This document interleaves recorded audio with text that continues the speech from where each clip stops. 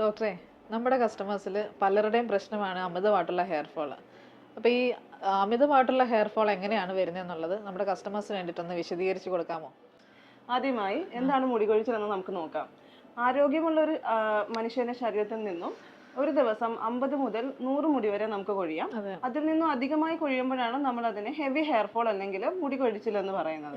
ശരിയാണ്. നമ്മൾ രാവിലെ എഴുന്നേൽക്കുമ്പോൾ പില്ലോയിൽ, നമ്മൾ മുടി ചീകുമ്പോൾ ചീപ്പിൽ, പിന്നെ തല തോർത്തുമ്പോൾ ടവലിൽ, നമ്മൾ ഇരിക്കുന്ന വഴി, നടക്കുന്ന വഴി, നിൽക്കുന്ന വഴി എല്ലാം മുടി കൊഴിഞ്ഞ് വീഴുകയാണെങ്കിൽ മാത്രം അതിനെ ഹെവി ഹെയർ ഫോൾ എന്ന് പറയാം, അമിതമായിട്ടുള്ള ഹെയർ ഫോൾ ആയിട്ട് കണക്കാക്കാൻ പറ്റും. അത് നമ്മൾ ഗൗരവമായിട്ട് എടുക്കേണ്ടതുണ്ട് അല്ലേ ഡോക്ടറെ? അല്ലെന്നുണ്ടെങ്കിൽ പിന്നെ അത് നീണ്ടു പോകുന്നത്, അതായത് അങ്ങനെ കൊഴിഞ്ഞു കൊഴിഞ്ഞ് പിന്നെ ചെന്ന് അവസാനിക്കാൻ പോകുന്നത് കഷണ്ടിയിലേക്കായിരിക്കും. പിന്നെ അതിലേക്ക് ഹെയർ ട്രാൻസ്പ്ലാന്റേഷൻ എന്നൊരു ഓപ്ഷൻ മാത്രമേ ഉണ്ടാവുള്ളൂ. നമുക്ക് വീണ്ടും തുടക്കം തൊട്ട് ചികിത്സിച്ച് പഴയതുപോലെ മുടി നമുക്ക് തിരിച്ചു കൊണ്ടുവരാനായിട്ട് പറ്റില്ല.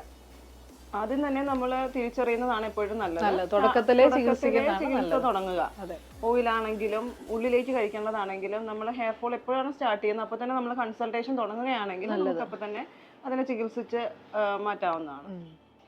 ഇപ്പൊ നമുക്ക് ഇത്രയധികം മരുന്നുകൾ ഇട്ട് കാച്ചുന്ന ഹെയർ ഓയിൽ ഉണ്ട്, ഹെയർ പാക്ക് ഉണ്ട്. ഇതെല്ലാം നമുക്ക് എക്സ്റ്റേണലി യൂസ് ചെയ്ത് ഹെയർ ഫോൾ നമുക്ക് ഒരുവിധമൊക്കെ കൺട്രോൾ ചെയ്ത് കൊണ്ടുപോകാവുന്നതാണ്. ഒപ്പം നമ്മൾ മറ്റു ചില കാര്യങ്ങളും ഇന്റേണലി ശ്രദ്ധിക്കേണ്ടതുണ്ട്. ഇപ്പൊ നമ്മുടെ ഹെയർ ഓയിലും ഹെയർ പാക്കും ഒക്കെ ഉപയോഗിക്കുന്നതിനോടൊപ്പം തന്നെ നമ്മൾ ശ്രദ്ധിക്കേണ്ട മറ്റു ചില കാര്യങ്ങളുണ്ടെന്നല്ലേ ഡോക്ടർ പറഞ്ഞത്? ഓക്കെ.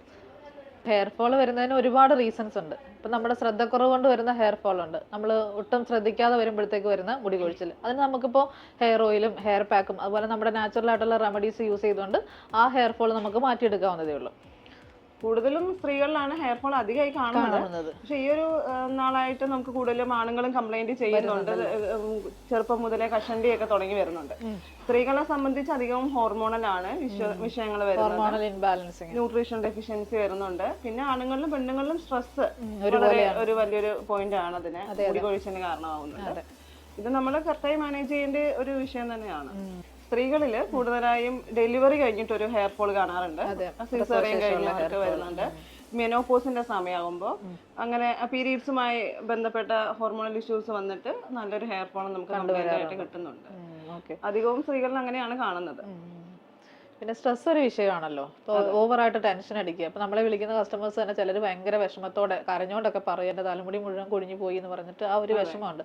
നമ്മൾ ഇത്രയും വിഷമത്തോടെ ഇരുന്നാൽ തന്നെ മുടി കൊഴിച്ചിൽ കൂടുതലാവത്തേ ഉള്ളൂ. അപ്പോൾ നമുക്ക് അതിന് വേണ്ടിയിട്ട് സ്ട്രെസ് മാനേജ് ചെയ്യേണ്ടതായിട്ടുണ്ട്. ഇപ്പോൾ യോഗ, മെഡിറ്റേഷൻസ് അതുപോലെയുള്ള കാര്യങ്ങൾ, പിന്നെ മ്യൂസിക് കേൾക്കുക, നന്നായിട്ട് ഉറങ്ങുക, ഇങ്ങനെയൊക്കെയുള്ള കാര്യങ്ങൾ ചെയ്യുന്നവർക്ക് കൂടുതലും നഴ്സുമാരെയാണ് കേട്ടോ പറയുന്നത്. നഴ്സുമാർ നൈറ്റ് ഡ്യൂട്ടി ചെയ്യുന്നവരുമാണ്. നമുക്ക് ഉറക്കം ശരിയാവുന്നില്ല, അല്ലെന്നുണ്ടെങ്കിൽ ഭയങ്കരമായിട്ട് സ്ട്രെസ്സാണ്, ഫുഡ് പ്രോപ്പറായിട്ട് ടൈമിൽ കഴിക്കാൻ പറ്റുന്നില്ല, ഇങ്ങനെയൊക്കെയുള്ള കാര്യങ്ങൾ പറഞ്ഞിട്ട് മുടി കൊഴിച്ചിൽ അതിനൊരു കാരണമായേക്കാം ചിലപ്പോൾ അല്ലേ? ഉറക്കക്കുറവെന്ന് പറയുമ്പോൾ അവിടെ തന്നെ വിശപ്പില്ലായ്മ വരുന്നുണ്ട്. ആ ഒരു അഗ്നിമാന്ദ്യങ്ങൾ കൊണ്ട് ആ ഒരു ന്യൂട്രീഷൻ ഡെഫിഷ്യൻസി വരുന്നുണ്ട്. അപ്പൊ അതുകൊണ്ട് മുടി കൊഴിച്ചിലുണ്ടാവാം. അതെ, ചില കേസുകളിൽ നമ്മൾ കഴിക്കുന്ന ഫുഡിലുള്ള ഒരു ന്യൂട്രീഷൻ ഡെഫിഷ്യൻസി കൊണ്ട് മുടിയുടെ കൊഴിച്ചിലുണ്ടാവാം. അപ്പൊ ആ കേസിൽ നമ്മൾ അതിനെ ഒരു പരിഹാരമായിട്ട് സപ്ലിമെന്റ് കൊടുക്കേണ്ടി വരും. ന്യൂട്രീഷണൽ സപ്ലിമെന്റ്സ് നമ്മൾ അവരുടെ ഡയറ്റിൽ ആഡ് ചെയ്യേണ്ടി വരും. കഴിക്കുന്ന ഭക്ഷണത്തിൽ നിന്ന് കറക്റ്റ് ആയിട്ടുള്ള ന്യൂട്രീഷൻ നമുക്ക് അബ്സോർപ്ഷൻ നടക്കുന്നില്ല. ആ ഒരു സാഹചര്യങ്ങളിൽ നമ്മൾ പുറത്തുനിന്ന് ന്യൂട്രീഷൻ സപ്ലിമെന്റ്സ് എടുക്കേണ്ടതായിട്ട് വരും. ശരിയാണ്, ചില സമയങ്ങളിലേക്ക് കുട്ടികൾ വിളിക്കാറുണ്ട്, കുട്ടികൾക്ക് വേണ്ടിയിട്ടൊക്കെ വിളിക്കാറുണ്ട്. കുഞ്ഞുങ്ങൾക്കും ഹെയർ ഫോളാന്ന് പറഞ്ഞിട്ട്, തീരെ ചെറുപ്പത്തിലെ തന്നെ കുട്ടികൾക്ക് ഹെയർ ഫോളാന്ന് പറഞ്ഞിട്ട്. അപ്പോൾ ഭക്ഷണം കഴിക്കാൻ മടിയുള്ള കുട്ടികൾക്കാണ് പൊതുവെ ഇങ്ങനെ പറയുന്നത്. പിന്നെ ഏജ്ഡ് ആയിട്ടുള്ള, അതായത് ഒരു 50 വയസ്സിനൊക്കെ ശേഷം ഒരു ഹെയർ ഫോള് പ്രായത്തിൻ്റെതാണ് എന്ന് നമ്മൾ പറയും. എന്നാലും ഒരു നമുക്കറിയാമല്ലോ, ഒരു 40 വയസ്സിന് ശേഷം തേയ്മാനം വരും, ബോൺ ഡെൻസിറ്റി കുറയുന്നു, കാൽഷ്യത്തിന്റെ ഡെഫിഷ്യൻസി ഉണ്ടാവുന്നു. അപ്പൊ അതെല്ലാം ഹെയർ ഫോളിന് ഒരു കാരണങ്ങളാണ് അല്ലേ? അതേപോലെ തന്നെ ഈ ഹോസ്റ്റലിൽ നിന്ന് പഠിക്കുന്ന കുട്ടികൾ, അവരുടെ ഡയറ്റ് കറക്റ്റ് ആയിട്ട് നല്ലൊരു ഫുഡ് അല്ല അവർ. ഭക്ഷണം കഴിക്കാൻ മടിയുള്ള കുട്ടികൾക്ക് വേണ്ടിയിട്ട്, അതുപോലെ പ്രായമായിട്ടുള്ളവർക്ക് വേണ്ടിയിട്ട്, ഹോസ്റ്റലിൽ നിൽക്കുന്ന ഭക്ഷണമൊന്നും ശരിയാവാത്തവർക്കൊക്കെ വേണ്ടിയിട്ട് കഴിക്കാൻ പറ്റുന്ന ഒരു ന്യൂട്രീഷൻ സപ്ലിമെന്റ് നമ്മൾ ചെയ്യുന്നുണ്ട്. അത് ഡോക്ടറിന്റെ സൂപ്പർവിഷനിലാണ് ചെയ്യുന്നത്. ബയോട്ടിൻ സപ്ലിമെന്റ് പോലെ ഓവറായിട്ട് ഹെയർ ഫോൾ ഉള്ളവർക്കും ശരീരം തീരെ മെലിഞ്ഞിരിക്കുന്നവർക്കും പൊതുവെ ഒരു ഉന്മേഷക്കുറവുള്ളവർക്കും ഒക്കെ ഉപയോഗിക്കാൻ പറ്റുന്ന ഒരു ചവനപ്രാശമാണ്. എല്ലാ പ്രായക്കാർക്കും യൂസ് ചെയ്യാം, കുട്ടികൾക്ക് തൊട്ട് മുകളിലേക്ക് ഉപയോഗിക്കാം. അതും കൂടെ കഴിക്കുകയാണെന്നുണ്ടെങ്കിൽ നമുക്ക് ഈ ഓവറായിട്ടുള്ള ഹെയർ ഫോൾ കൺട്രോൾ ചെയ്യാൻ പറ്റും. കഴിഞ്ഞ കുറേ മാസങ്ങളായിട്ട് നമ്മൾ ഈ ചവനപ്രാശം കൂടെ കൊടുത്തത്, അതായത് ഒരുപാട് മുടി കൊഴിച്ചിൽ പറഞ്ഞവർക്ക് നമ്മൾ ഈ ചവനപ്രാശം കൂടെ കൊടുക്കേണ്ടായി. അപ്പോൾ അതും കൂടെ കഴിച്ചിട്ട് നമ്മൾ ഫീഡ്ബാക്ക് എടുത്തപ്പോൾ പെട്ടെന്ന് തന്നെ ഒരു മാറ്റം ഉണ്ടായി എന്ന് നമുക്ക് അറിയാൻ പറ്റിയിട്ടുണ്ട്. മുടി കൊഴിഞ്ഞു പോകുന്നത് പറഞ്ഞിട്ട് ഒരുപാട് പേര് വിളിക്കാറുണ്ട്. നമുക്കറിയാം നമ്മൾ യൂസ് ചെയ്യുന്ന പ്രോഡക്റ്റുകൾ ഇപ്പോൾ കെമിക്കൽ പ്രോഡക്റ്റുകൾ ഉപയോഗിക്കുക, സ്റ്റൈലിങ് ചെയ്യുക, അതായത് സ്മൂത്തനിങ്, സ്ട്രൈറ്റനിങ്, അതുപോലെ തന്നെ ഒരുപാട് സ്റ്റൈലിങ് രീതികൾ ചെയ്യുക, കെമിക്കൽ ഇതടങ്ങിയിട്ടുള്ള ഷാംപൂസ് യൂസ് ചെയ്യുക, ഡൈ ഉപയോഗിക്കുക, അതുപോലെ തന്നെ കെമിക്കൽ ട്രീറ്റ്മെന്റുകൾ ചെയ്യുക, കളറിങ് ചെയ്യുക, ഇതൊക്കെ തലമുടിക്ക് ഡാമേജ് ഉണ്ടാക്കും.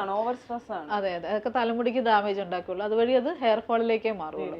നമ്മുടെ ഹെയർ ഓയിൽ, ഹെയർ പാക്ക് തുടങ്ങിയ നാച്ചുറൽ പ്രോഡക്റ്റുകൾ ഉപയോഗിച്ചിട്ട് മുടി നന്നായിട്ട് കെയർ ചെയ്യുക. അതുപോലെ തന്നെ മുടിയായിട്ട് ബന്ധപ്പെട്ട ബാഡ് ഹാബിറ്റ്സ് ഒഴിവാക്കുക. അതായത് നനഞ്ഞ മുടി കെട്ടി വെക്കുക, ഇത് മുടിക്കായ പോലുള്ള പ്രശ്നങ്ങൾ ഉണ്ടാക്കും. അതുപോലെ തന്നെ നനഞ്ഞ മുടി ചീയുക, രാത്രി കുളിച്ചിട്ട് ആ നനയോടുകൂടെ കിടന്ന് ഉറങ്ങുക, പിന്നെ മാസങ്ങളോളം മുടി കെയർ ചെയ്യാതിരിക്കുക. അപ്പോൾ ആ ഒരു കെയറിങ് കുറഞ്ഞു വരുന്ന സമയങ്ങളിലൊക്കെയാണ് സ്പ്ലിറ്റൻസ് കൂടി മുടി കൂടുതലായിട്ട് ഡാമേജ് ആവുന്നത്. ഇതെല്ലാം ഹെയർ ഫോളിലേക്ക് ലീഡ് ചെയ്യുന്ന കാര്യങ്ങളാണ് അല്ലേ.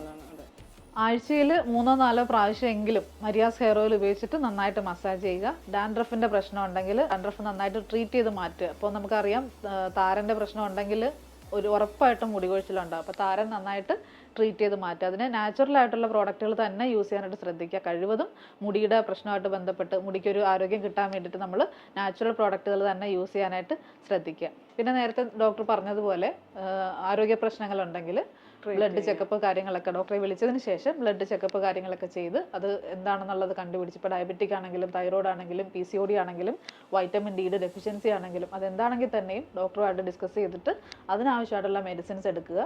പിന്നെ നേരത്തെ പറഞ്ഞ പോലെ ന്യൂട്രീഷൻ സപ്ലിമെന്റ് ആവശ്യമുണ്ടെങ്കിൽ, നേരത്തെ നമ്മുടെ ചവനപ്രാശം ആവശ്യമുള്ളവരാണെന്നുണ്ടെങ്കിൽ, ഓവറായിട്ട് ഹെയർ ഫോൾ അനുഭവിക്കുന്നവരാണെന്നുണ്ടെങ്കിൽ ആ ചവനപ്രാശം കൂടെ കഴിച്ചതിന് ശേഷം നമുക്ക് ഈ ഒരു പ്രശ്നം പരിഹരിച്ച് കൊണ്ടുവരാവുന്നതേ ഉള്ളൂ അല്ലേ. അതെ.